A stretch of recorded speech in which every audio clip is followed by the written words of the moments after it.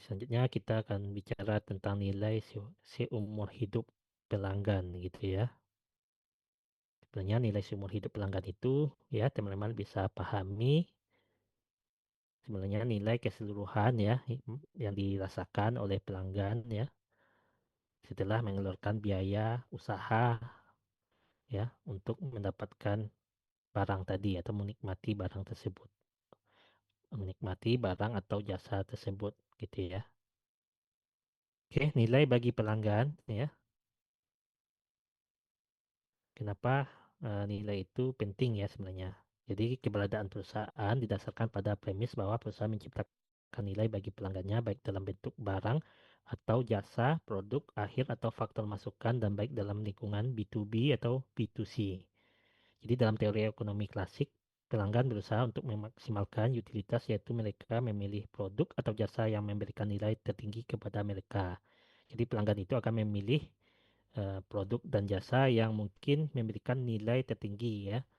Kalau secara teori ekonomi klasik, misalnya kalau pelanggan itu pasti memilih produk dan jasa kalau nilainya dilihat dari nilai harga yaitu memilih produk dan jasa yang paling murah ya.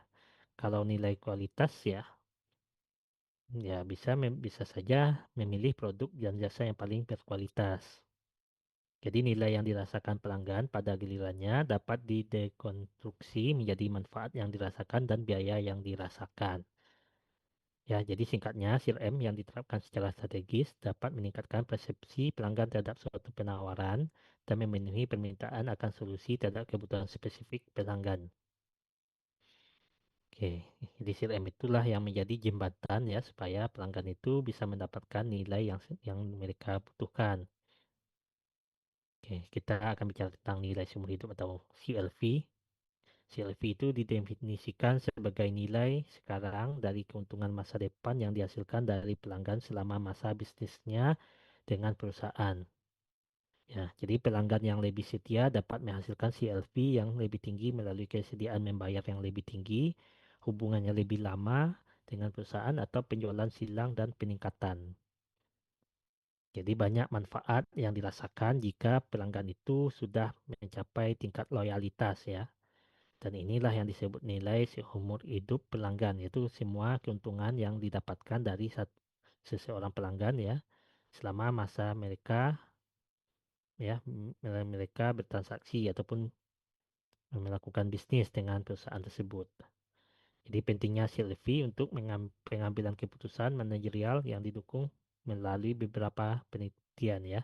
Jadi pentingnya CLV itu didukung oleh beberapa penelitian yang dilakukan oleh beberapa ahli ya seperti Gupta ya mengkonfirmasi bahwa hubungan positif antara Sylvie dan nilai perusahaan ya itu bisa mengoptimalkan alokasi sumber daya ya dan meningkatkan pendapatan sebesar 10 kali lipat. Ya, penelitian yang dilakukan oleh orang-orang ya, ahli-ahli yang sudah mungkin berpengalaman di bidang ini membuktikan bahwa nilai seumur hidup itu ya, nilai seumur hidup pelanggan itu bisa memberikan keuntungan pendapatan sebesar 10 kali lipat. Ya, jadi kenapa kita bisa bicara tentang bagaimana mempertahankan pelanggan lebih efisien dari mendapatkan pelanggan baru gitu ya. Salah satunya seperti itu. Dengan adanya pelanggan yang setia dan loyal ya, tentu lebih bisa mendapatkan penghasilan yang lebih besar. Mereka akan memberikan penghasilan ataupun pendapatan berkali-kali lipat. Bisa saja menggunakan strategi penjualan silang ataupun peningkatan ya, penjualan yang ditingkatkan. Ya, nanti akan kita pelajari apa itu cross-selling dan upselling. Oke, selanjutnya nilai influencer pelanggan yaitu atau disebut dengan CIV merupakan bentuk nilai lain yang terjalin dengan baik dalam penelitian dan pengelolaan dalam bentuk word of mouth. Jadi ada kata-kata dari pelanggan ya, suara ataupun komentar dari pelanggan. Oke, hal ini mencakup pelanggan yang berbagi informasi, pengetahuan, membantu dan secara umum berinteraksi dengan pelanggan yang sudah ada atau pelanggan potensial. Karakter utamanya CIV itu adalah berasal dari motivasi intrinsik pelanggan. Jadi pelanggan itu secara intrinsik ataupun secara sukarela ya tidak diminta ataupun tidak dibayar, itu mereka akan berbagi informasi, pengetahuan tentang produk yang mereka nikmati gitu ya. Dan itu menjadi salah satu bentuk promosi yang tidak mengeluarkan biaya. Mereka akan berkomentar positif terkait produk kita, mengajak orang untuk menikmati produk itu ya. Dan itu dilakukan dari mulut ke mulut misalnya ya, ataupun dari komentar-komentar yang mereka eh, berikan di media sosial, di platform-platform ya, sehingga hal ini mereka secara sukarela ya, dilakukan secara sukarela oleh pelanggan. Itu yang disebut dengan nilai influencer pelanggan. Ya, selanjutnya ada nilai referensi pelanggan.